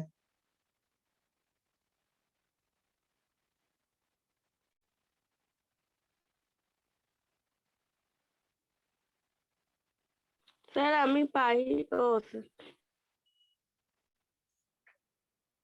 পাঠিয়ে দিলাম, দেখুনি। পেয়েছি স্যার।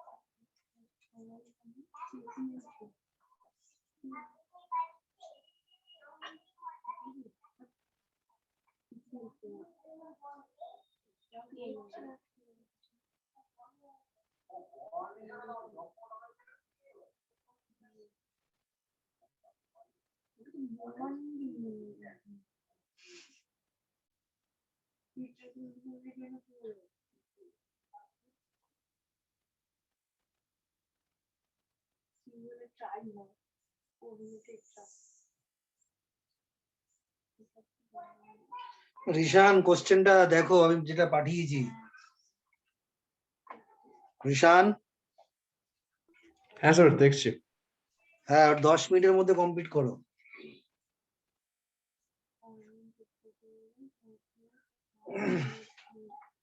জলদি করতে হবে।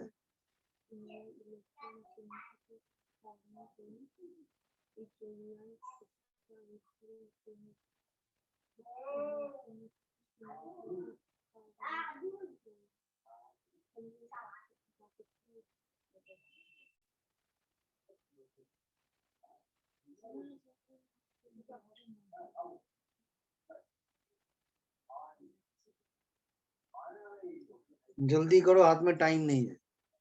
3 मिनट ऑलरेडी हो गया, ईशान का लिए 1 मिनट हो गया, जल्दी करो।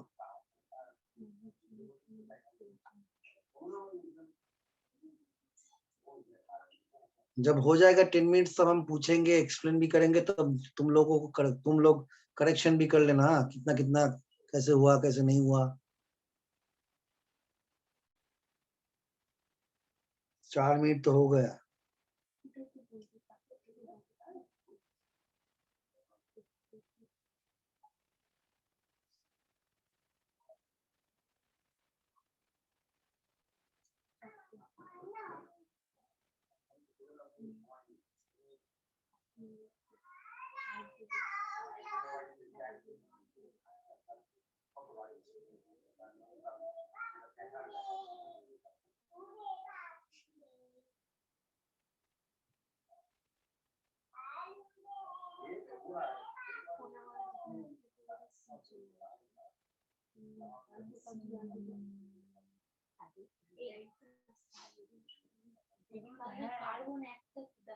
কার্বনের সাথে ক্লোরিনের বন্ড, কার্বনের সাথে হাইড্রোজেনের বন্ড,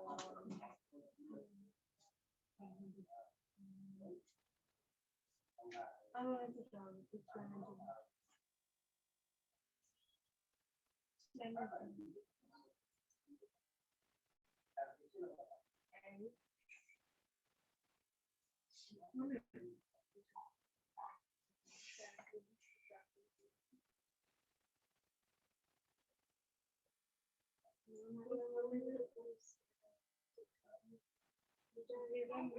নন-পোলার মানে যেটা डाइपोल, नॉन पोलर माने डाइपोल मोमेंट 0।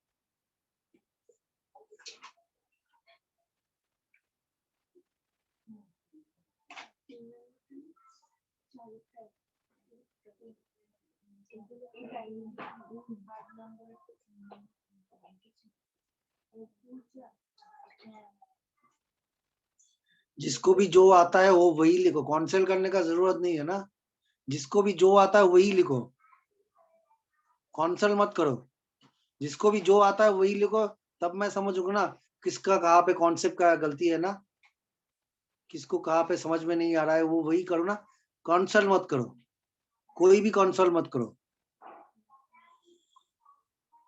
जल्दी करो जल्दी, हमारे पास और 2 मिनट है, 2 मिनट।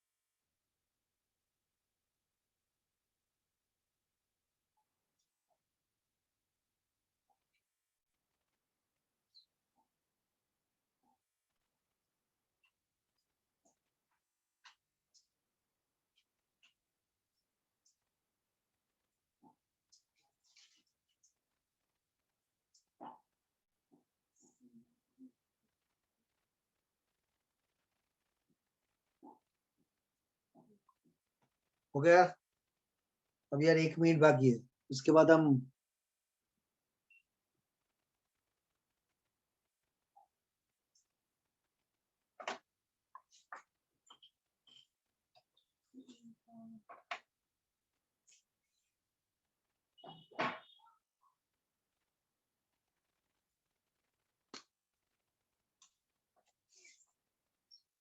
DPP6 1 ही मिनट बाकी है, DPP1 का देखो। अच्छा ठीक है, 1 मिनट मैं देता हूँ, फिर उसके बाद H2O2। सर हाँ बोलो। ওই যে বলেছে না মিউ 1 हाँ सभी मैं बोलूंगा, सभी बोलूंगा। তো মিউ 3 টা कौन सा वाला, कौन सा वाला, এখানে এই যে লিখেছিলেন না कौन सा, बोलो। हाँ हाँ बोलो। ওটাতে mu 1 greater than mu 2 greater than mu 3। हाँ তাহলে মিউ 3 টা তো greater no no no, mu 1 greater than mu 2, इसका मतलब क्या था, म्यू का वैल्यू ज्यादा है 1 में, साइन दिया हुआ है ना, हम लेफ्ट टू राइट से हम जाएंगे तो डिक्रीज करेगा ना, वहां पे नीचे लिखो डिक्रीजेस। अभी देखो 1 का वाला, 1 वाला क्या आपको, अभी 1 वाला आंसर बोलो, 1 का आंसर बोलो जल्दी जल्दी जल्दी बोलो, 1 का आंसर क्या है। Which of the following contain polar and non-polar bond? নিম্নলিখিত গুলির মধ্যে কোনটা ধ্রুবীয় অধ্রুবীয় বন্ধন আছে। 4 कंपाउंड दिया हुआ है, H2O2 CH4 HCN NH4Cl, कौन सा वाला बोलो जल्दी बोलो जल्दी। 4 कंपाउंड दिया हुआ है, H2O2 एक, ठीक है, एक हो गया H2O2, दूसरा हो गया CH4,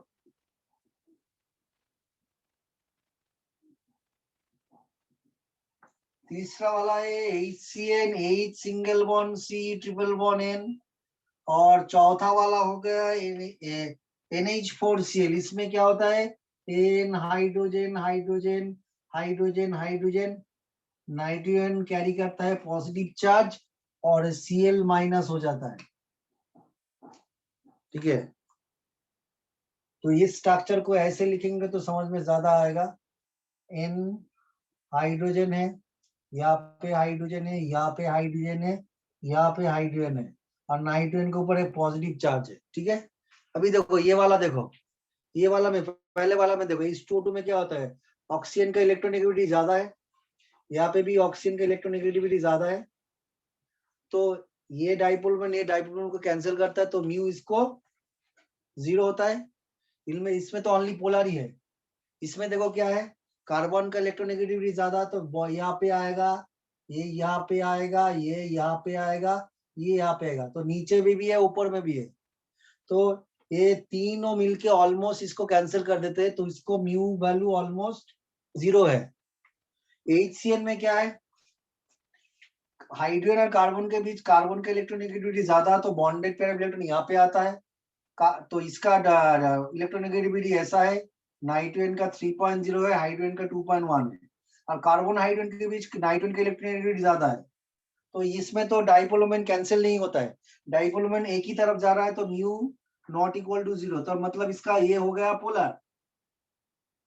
NH4 में देखो, NH4 प्लस Cl माइनस, देखो नाइट्रोजन की इलेक्ट्रोनेगेटिविटी ज्यादा है, तो ये नीचे आएगा, ये ऊपर में जाएगा, ये ऊपर में जाएगा, ये वाला भी ऊपर में जाएगा, तो तीनों मिलके एक को ऑलमोस्ट कैंसिल कर देता है, तो इसमें होता है म्यू इज इक्वल टू 0। पर इसमें क्या है, देखो नाइट्रोजन को एक पॉजिटिव चार्ज है, क्लोरीन को नेगेटिव चार्ज है, तो पॉजिटिव नेगेटिव चार्ज जब होगा तो इसको हम क्या कहेंगे, डाइपोल कहेंगे, दो पोल है तो डाइपोल, तो इसमें म्यू इज इक्वल टू 0 भी है और नॉन 0 भी है। ये वाला सबको लेके हो गया नॉन पोलर, और N प्लस और Cl माइनस को लेके हो गया पोलर। ठीक है, ये फोर्थ वाला ऑप्शन होगा, फोर्थ वाला। ये स्ट्राक्चर ड्रॉ करके इसको लिख लो जल्दी। Sir mu not equal to জিরোটা কি করে হলো আরেকবার বলুন। कहाँ पे, यहाँ पे, यहाँ पे, না 4 নম্বরে। यहाँ पे देखो, यहाँ पे म्यू नॉट इक्वल टू, इसका मतलब क्या है कि पॉजिटिव पोल है, यहाँ पे नेगेटिव पोल है, तो डाइपोल वो है ऑलरेडी, इसके लिए डाइपोल मोमेंट म्यू का जरूरत नहीं है। आयोनिक कंपाउंड में डाइपोल मोमेंट होता है, क्योंकि आयोनिक कंपाउंड में पॉजिटिव चार्ज और नेगेटिव चार्ज दोनों ही रहता है। ठीक है, आयोनिक कंपाउंड में पॉजिटिव नेगेटिव चार्ज रहता है, तो दोनों पोल है डाइपोल, इसके लिए म्यू का जरूरत नहीं है, mu not equal to 0, but समझने के लिए मैंने लिखा। तो यहाँ पे positive pole negative pole, positive negative, तो दो पोल तो है, दिख रहा है साफ साफ। ठीक है, हो गया कंप्लीट, इसमें ये हो गया। तुम लोगों ने क्या किया था, कौन सा वाला किया था? ओके, सेकंड वाला आते हैं, देखो सेकंड वाला हम आते हैं।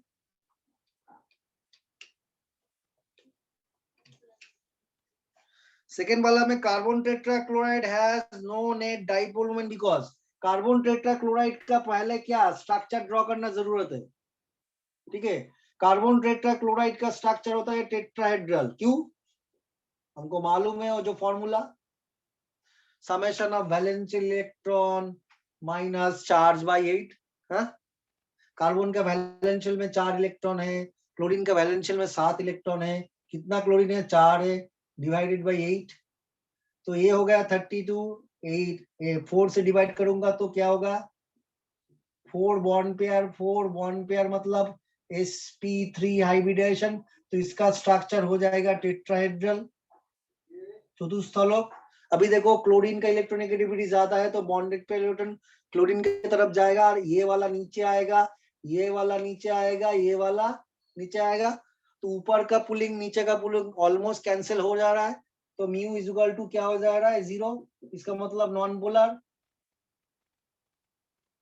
तो यहाँ पे कितना ऑप्शन दिया है, पहले वाला ऑप्शन में क्या हुआ है, similar electron affinities of carbon chlorine, ये तो गलत है, क्लोरीन का इलेक्ट्रॉन एफिनिटी ज्यादा है। इट्स रेगुलर टेट्राहेड्रल ज्योमेट्री, तो हमको मालूम है रेगुलर टेट्राहेड्रल ज्योमेट्री मालूम है। इट इज प्लानर ज्योमेट्री, ये तो प्लानर ज्योमेट्री नहीं है, बिकॉज sp3 जब हो जाता है तब क्या होता है, sp3 मतलब 3 डायमेंशन, तो दोनों बॉन्ड क्या रहेगा, प्लेन में रहेगा, एक प्लेन के ऊपर चला आएगा और एक बॉन्ड प्लेन के नीचे चला आएगा, नीचे। ये वाला बॉन्ड ऊपर में, ये वाला बॉन्ड नीचे में, दोनों प्लेन में है। Similar size of carbon chlorine, तो नंबर 2 ऑप्शन होगा, इट्स रेगुलर जियोमेट्री। रेगुलर जब जियोमेट्री होगा तो हमने पहले ही बोला था, BACPR जो चार्ट में वहां पे भी बोला था, जिसका रेगुलर जियोमेट्री होगा उसका डायपोल मोमेंट 0 होगा। उसमें हम एग्जाम्पल भी लिखे थे, CH4 CCl4, वो रेगुलर जियोमेट्री होता है, रेगुलर टेट्राहेड्रल ज्योमेट्री होता है, उसका डायपोल मोमेंट 0 होता है। ठीक है, अभी क्वेश्चन 3 में चले आते हैं। देखो क्वेश्चन 3 क्या किया था, which of the following has the highest dipole moment, कौन सा वाला होगा बोलो। हाँ sorry which of the following molecule is non polar, PbCl4 BF3 SnCl2, कौन सा वाला, कौन सा वाला, रिश्तान बोलो कौन सा वाला होगा।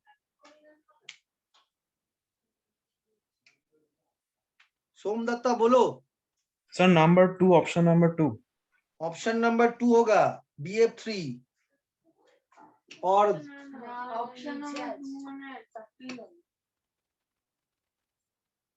ओके, मैं स्ट्रक्चर ड्रॉ कर रहा हूं अभी। देखो PbCl4 PbCl4 का स्ट्रक्चर क्या होगा, टेट्राहेड्रल होगा। क्यों, लेट तो क्या था, लेट तो ग्रुप 14 में है, ग्रुप 14 में तो वैलेंस शेल में 4 इलेक्ट्रॉन है। हाँ, तो लेट PbCl4 तो टेट्राहेड्रल ऐसे ही हो जाएगा। क्यों, लेट का वैलेंस शेल में 4 इलेक्ट्रॉन है और क्लोरीन का वैलेंस शेल में, ओके तो क्यों हो रहा है, लेट का वैलेंस शेल में 4 इलेक्ट्रॉन है क्योंकि वो ग्रुप 14 में है, और क्लोरीन का वैलेंस शेल में 7 इलेक्ट्रॉन है। कितना क्लोरीन है, 4, इसको 8 से डिवाइड करेंगे तो 4 बॉन्ड पेयर हो जाएगा। 4 बॉन्ड पेयर मतलब sp3 रेगुलर टेट्राहेड्रल, तो इसका तो डायपोल मोमेंट वैसे ही 0 हो जाएगा ना, बिकॉज लेट तो मेटल है, क्लोरीन तो नॉन मेटल, तो इसका डायपोल मोमेंट 0 है। उसके बाद क्या होता है, BF3 में देखो फ्लोरीन का इलेक्ट्रोनेगेटिविटी ज्यादा है, ट्राइगोनल प्लानर है। हाँ कैसे, बोरोन तो ग्रुप 13 में है, उसका वैलेंस में 3 इलेक्ट्रॉन है, क्लोरीन तो 7 है, तो कितना हो रहा है 24। 8 से डिवाइड करेंगे तो 3 बॉन्ड पेयर मिलेगा हमको। 3 बॉन्ड पेयर मतलब होता है sp2 हाइब्रिडेशन। sp2 हाइब्रिडेशन मतलब ट्राइगोनल प्लानर, समतलीय त्रिभुज। तो फ्लोरीन का इलेक्ट्रोनेगेटिविटी ज्यादा है, तो बॉन्डेड पेयर इलेक्ट्रॉन यहाँ पे आएगा, यहाँ पे आएगा, यहाँ पे आएगा, तो ये ऊपर एक पुलिंग है, नीचे एक है, तो ओवरऑल डायपोल मोमेंट 0 हो जाता है। अभी SnCl2 देखो, SnCl को स्ट्रक्चर कैसे होता है, SnCl2 3 कहाँ पे, ग्रुप 14 में, उसका वैलेंस शेल में 4 इलेक्ट्रॉन है, क्लोरीन 7 into 2, सो 14 + 4 18 को 8 से डिवाइड कर देंगे तो क्या होगा, तो 8 को 8 से डिवाइड कर देंगे, 8 2 × 16 हो जाता है, तो यहाँ पे हो जाता है 2 बॉन्ड पेयर, 2 इलेक्ट्रॉन मतलब 1 लोन पेयर। तो SnCl2 तो 2 बॉन्ड पेयर 1 लोन पेयर, इसका हाइब्रिडेशन होता है sp2, तो इसको हम V शेप्ड और बेंड कहेंगे, V शेप्ड और बेंड कहेंगे, और ये होगा लोन पेयर। देखो अभी Sn का जो Sn में क्लोरीन का तो नीचे आ रहा है, और हमको एक मालूम है लोन पेयर जब रहेगा तब क्या होगा, सेंट्रल एटॉम से लोन पेयर की तरफ डायपोल मोमेंट जाएगा, सेंट्रल एटॉम से लोन पेयर की तरफ डायपोल मोमेंट जाएगा, तो ये डायपोल मोमेंट ये दोनों को ऑलमोस्ट कैंसिल कर देगा, तो म्यू हो जाएगा 0, तो तीनों का डायपोल मोमेंट 0 है। और एक है CS2 भी है, CH2 का डाइपोल मोमेंट भी 0 है, CH2 का डाइपोल मोमेंट भी 0 है। कैसे?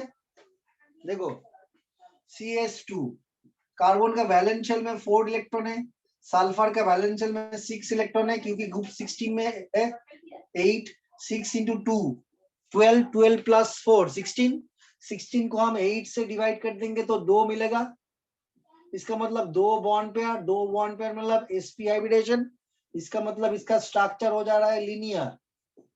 तो ये हो गया कार्बन और कार्बन डाइसल्फाइड। सल्फर का इलेक्ट्रोनेगेटिविटी कार्बन से ज्यादा है 2.8 और इसका 2.5।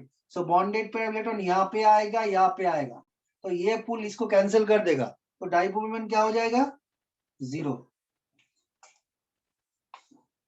तो ये हो गया ऑप्शन 2 हो जाएगा, 1 2 3 4। ठीक है, अभी 4 नंबर का देखो, ये हो गया ना, ड्रॉ करना हो गया ना, आंसर लिख लिया ना सब लोग? हाँ, आंसर कंप्लीटली सब लिख लेना। जो जो ऑप्शन है, जो रॉन्ग है वो भी है, राइट है वो भी है, सबको लिखना पड़ेगा। तुमको अंडरस्टैंड करना पड़ेगा कौन सा आंसर ठीक है और कौन सा नहीं है। आंसर सभी लिखना पड़ेगा जब सोल्यूशन कराएंगे, बिकॉज बुक में तो ऐसे सोल्यूशन नहीं रहता है, जो ठीक है वही लिख लेते हैं और जो गलत है उसको हम नहीं लिखते हैं, तो हमको सब जानना पड़ेगा। प्रॉब्लम नंबर 4 देखो, which of the following has the highest dipole moment? ortho dichlorobenzene, meta dichlorobenzene, para dichlorobenzene। तो रिशान बोलो, रिशान बोलो, हाँ हाँ बोलो, रिशान बोलो, हाँ बोलो बोलो। ऑर्थो डाइक्लोरोबेंजीन, ऑर्थो डाइक्लोरोबेंजीन का डाइपोल मोमेंट ज्यादा होगा, क्यों? रिशान तुमको मालूम है क्या ये वाला? ना सर এটা আমি পারিনি। देखो ये यहाँ पे देखो, ये हो गया ऑर्थो डाइक्लोरोबेंजीन हो गया, ये क्लोरीन के, ये क्लोरीन एक रेफरेंस, आज का वीडियो जरूर देखना तो समझ में आ जाएगा। ये क्लोरीन को रेफरेंस लेंगे, रेफरेंस लेंगे तो क्लोरीन ये जो एटॉम से अटैच है इसको हम सेंट्रल एटॉम कहते हैं। सेंट्रल एटॉम का फर्स्ट लेफ्ट और फर्स्ट राइट को हम ऑर्थो पोजीशन कहते हैं, तो ये क्लोरीन ऑर्थो पोजीशन में है। अभी आपका एक फॉर्मूला है हमारे पास, mu inversely proportional bond angle. अभी इस दोनों के बीच एंगल कितना है? 60 डिग्री एंगल। अभी मेटा मेटा पोजीशन कैसा होता है? क्लॉकवाइज जब मूव करोगे तब ये हो जाएगा मेटा, यहाँ पे एंगल 120 है। यह मेटा डाइक्लोरोबेंजीन हो रहा है और पैरा डाइक्लोरोबेंजीन क्या हो रहा है? ऐसे हो रहा है। यहाँ पे बॉन्ड एंगल है 120 डिग्री। तब देखो यहाँ पे, सो बॉन्ड एंगल जितना ज्यादा होगा डाइपोल मोमेंट उतना कम होगा, तो यहाँ पे बॉन्ड एंगल कम है तो इसका डाइपोल मोमेंट ज्यादा है, इसीलिए ऑर्थो डाइक्लोरोबेंजीन आंसर होगा। जो जो 6 क्वेश्चन अभी बाकी है ना, वो नेक्स्ट दिन हम डिस्कस करेंगे। ठीक है, तो सब तैयार करके ले आना, आज यहाँ पे ही खत्म करते हैं।